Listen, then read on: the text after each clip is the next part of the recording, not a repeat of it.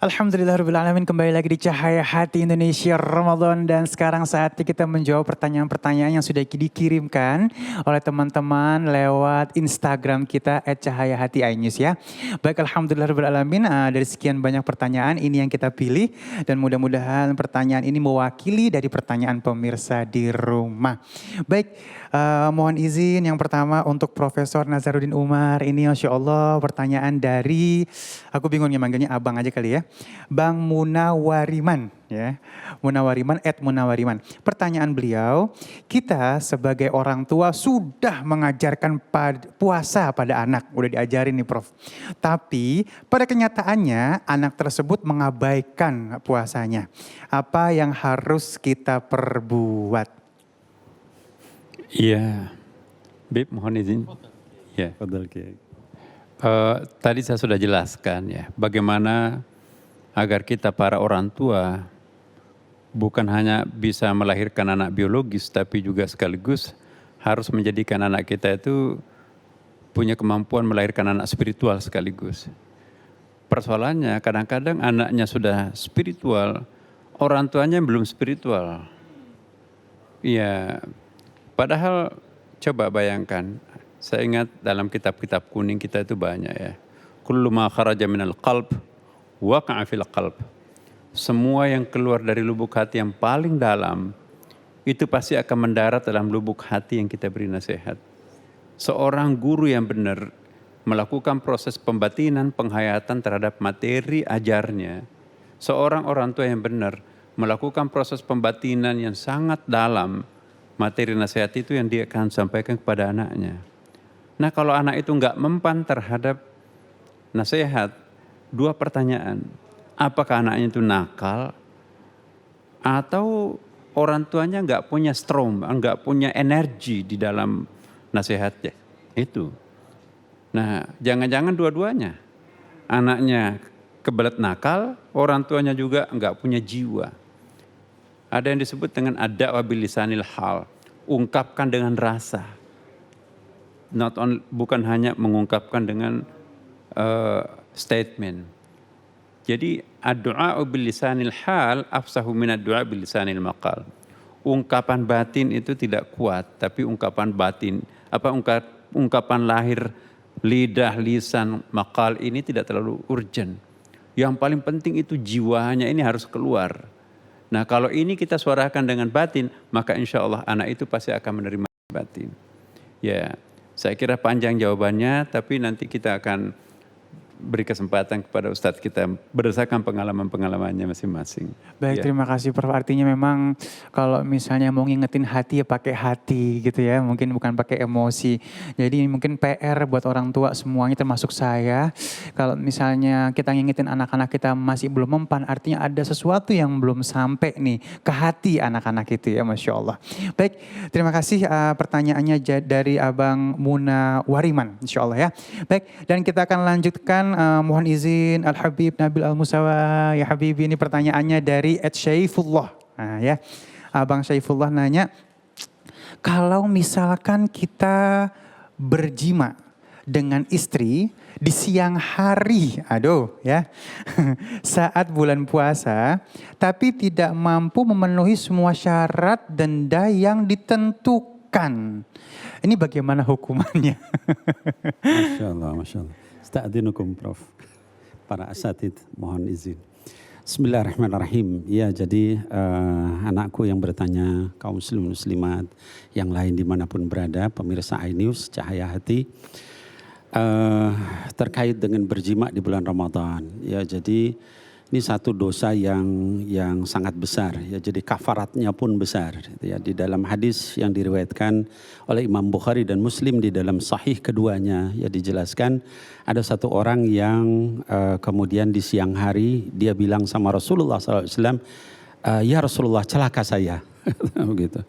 Kenapa Anda celaka saya ya Rasulullah? Sampai 3 kali, kemudian terus dia bilang, saya berhubungan suami istri di siang hari bulan Ramadan. Lalu kata Nabi Muhammad sallallahu alaihi wasallam, kata beliau, maka merdekakan satu orang hamba sahaya.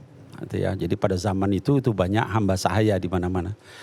Lalu kata orang itu, ya Rasulullah, saya tidak punya hamba sahaya. Bagaimana ini? Ya, saya orang miskin, orang susah.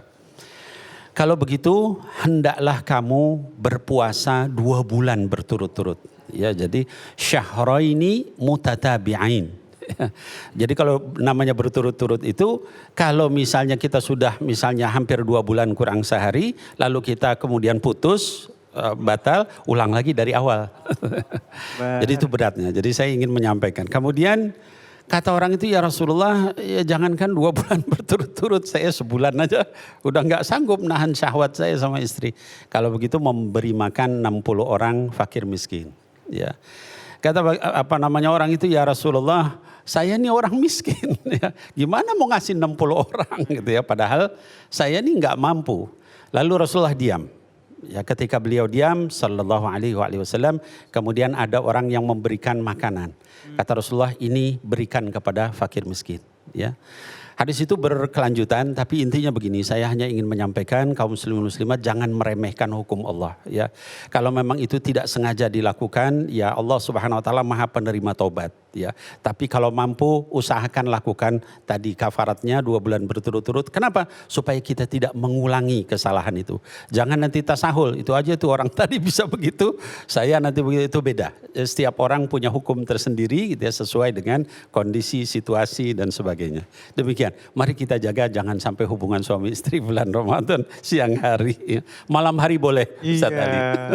Ya Allah, berat ya. 2 bulan berturut-turut puasa, ya Masya Allah, ditahan-tahan dulu deh ya mungkin ya. Tahan dulu, insya Allah ada barokahnya ya. Dan mudah-mudahan pertanyaan dari Abang Saifullah ini mewakili banyak pertanyaan yang lainnya ya. Jadi kita jaga hubungan suami istri di siang hari jangan dulu. Ini berat banget soalnya ya untuk menebusnya. Baik, ini pertanyaan yang ketiga untuk Ustaz Zaki Mirza.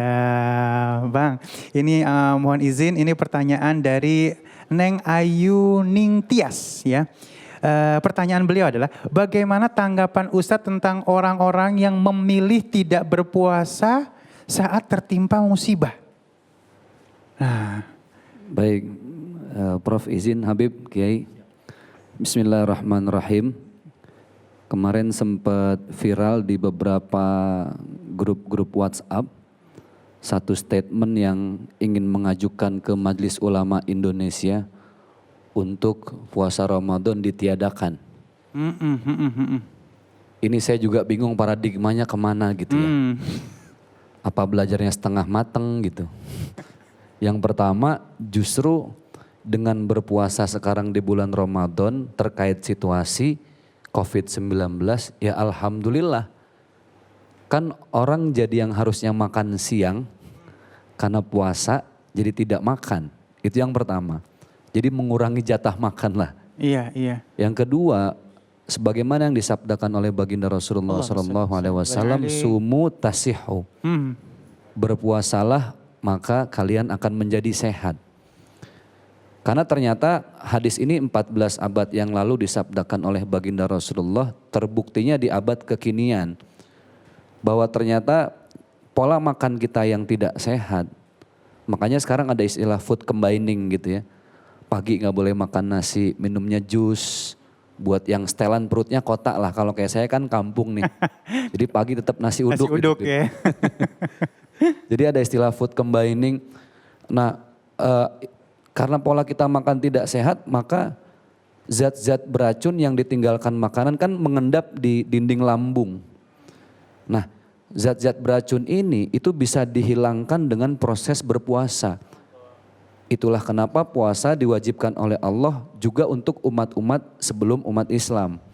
Karena ada proses pembuangan zat beracun tadi. Dan hebatnya lagi ternyata jumlah berpuasa yang bisa menghilangkan racun yang mengendap di zat lambung itu minimal jumlah harinya sebanyak 29 hari prosesnya. Jadi pas. Jadi menurut saya kenapa Rasulullah menjanjikan bagi orang yang berpuasa kemudian keluar bau mulut dari mulutnya maka diganti dengan wangi kasturi di surga nanti. Karena ya itulah pembuangan zat beracun tadi. Sampah sedang keluar gitu ya. Makanya saya rasa ini satu pendapat yang semua ulama juga sepakat tetap jatuhnya wajib dalam keadaan musibah sekarang. Beda dalam keadaan yang berhadapan dengan kaidah usul fiqh ad-daruratu tubihul mahzurat. Keadaan darurat itu membolehkan apa yang dilarang. Nah banyak hal lah seperti masuk hutan, kemudian dia mau makan terus nggak ada pilihan, jadi harus makan yang diharamkan. Jadi menurut saya dalam situasi seperti ini kita wajib berpuasa. Berpuasa ya. Ya memang kalau nggak salah sempat marah gitu ya kan. Jangan sampai imun tubuh kita turun gitu kan katanya kan ya. Takutnya nanti puasa imun tubuh kita turun, itu sebenarnya nggak seperti itu ya. Ini ada apa ya, sebuah apa ya, pembodohan mungkin yang di luar dari apakah belajarnya apa tadi, setengah-setengah mungkin. Setengah matang. Baik, alhamdulillahirrahmanirrahim. Dan sekarang kita masuk ke pertanyaan yang keempat ya untuk Ustadz Azhari. Silahkan Neng, ada yang ingin ditanyakan? Assalamualaikum. Ya. Assalamualaikum Ustadz Azhari. Waalaikumsalam. Ajeng mau bertanya sama Ustadz. Ketika kita berbuat salah sama orang tua, lalu kita meminta maaf, tetapi orang tua nggak memaafkan kita, Ustadz. Apa yang harus kita lakukan agar mendapatkan maafnya orang tua, gitu, Ustadz? Para narasumber yang saya hormati, Allahumma salli ala sayyidina Muhammad. Allahumma salli wa sallim barik alaihi. Kata maaf itu disebut dalam Al-Quran al-afu. Para pakar kosakata Al-Quran memberi makna, salah satu makna kata maaf adalah mencabut sesuatu sampai ke akar-akarnya, sampai hilang bekasnya. Itu yang kita minta kan di Ramadan ini. Allahumma innaka afuun karim tuhibbul afwa fa'fu anni. Mudah-mudahan Allah mencabut dosa kita sampai lepas, bekasnya hilang semuanya. Itu maaf. Jadi maaf itu sebenarnya melapangkan dada. Porsinya ada di hati, bukan kerja lisan. Jadi kalau ada orang bilang, yaudah gue udah maafin lu gitu. Tapi hatinya masih Ada yang ngeganjel. sempit nih, masih ganjel. Itu bukan maaf, bukan memberi maaf. Boleh jadi masih menahan amarah tapi belum memberi maaf.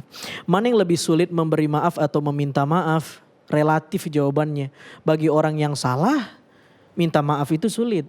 Tapi bagi orang yang dizolimi, memberi maaf itu butuh sifat kesatria dan mental. Jadi nggak penting kita jawab mana yang lebih sulit, memberi maaf atau meminta maaf. Tapi dua-duanya adalah dua hal yang dituntunkan dalam agama kita. Kalau ada pertanyaan, bagaimana kalau saya punya salah sama orang tua lalu saya sudah minta maaf tapi tidak dimaafkan? Kok saya tidak yakin ya ada orang tua yang tidak memberi maaf kepada anaknya. Benar. Kita ini di rahim, di kandungan ibu kita, di perut ibu kita 9 bulan 10 hari, 6.000 jam lebih. Belum lagi usia menyapihnya. Itu gestasi kehamilan itu panjang sekali, 6.000 jam lebih kita di perut ibu kita. Ayah kita juga begitu, banyak sekali pengorbanannya. Kok saya nggak yakin ya orang tua ada yang tidak memberi maaf kepada anaknya. Kalaupun ada, saya kira itu hanya sebatas lisan saja. Tapi hatinya sudah lama sejak dulu memaafkan anaknya. Nggak mungkin. Tapi kalau anak boleh jadi tidak memaafkan orang tuanya. Karena itu kata orang, cinta anak kepada orang tua sepenggal saja. Tapi cinta orang tua kepada anak sepanjang masa gitu kan. Jadi ya terus gimana nih Ustadz? Ya saya kira mungkin kita perlu cara juga lah untuk minta maaf sama orang tua ya. Diperbaiki apa yang diinginkan orang tua, apa yang orang tua harapkan kita lakukan. Atau kata Nabi SAW, saling memberilah maka kamu akan saling mencintai. Ya minta nomor rekeningnya, insya Allah dimaafin itu nanti. Jadi kalau cuma minta maaf doang ya agak berat mungkin. Ma kirim nomor rekeningnya dong, nah, itu insya Allah lunak hatinya. Saya kira itu. Ada trik-trik atau caranya ya? Iya, niat penting tapi cara lebih penting kadang-kadang ya. Ada yang bilang gampang banget kita cari muka sama bos-bos atau ya. benar. Tapi kalau cari muka sama orang tua susah banget. Benar, padahal muka kita hasil dari orang tua Orang kita. tua. Itu maka. Bahkan kalau misalnya kita nyari muka sama bos nggak ketemu wajib. Iya. Sama orang tua mungkin itu aja bisa Benar, wajib benar, ya. benar. Nyari hati orang tua kita ya. Ala kulli hal mudah-mudahan kita termasuk anak-anak yang Amin dapat ya Allah. ridhonya orang tua, Amin ya Allah. dapat ridhonya Allah. Amin ya Allah. Baik Neng, cukup ya. Baik, Masya Allah, jamaah yang dimuliakan Allah Subhanahu Wa Taala, jangan kemana-mana ya. Sesaat lagi kita akan berdoa bersama guru-guru kita yang dimuliakan oleh Allah Subhanahu Wa Taala. Tetap bersama kami di Cahaya Hati Indonesia Ramadan.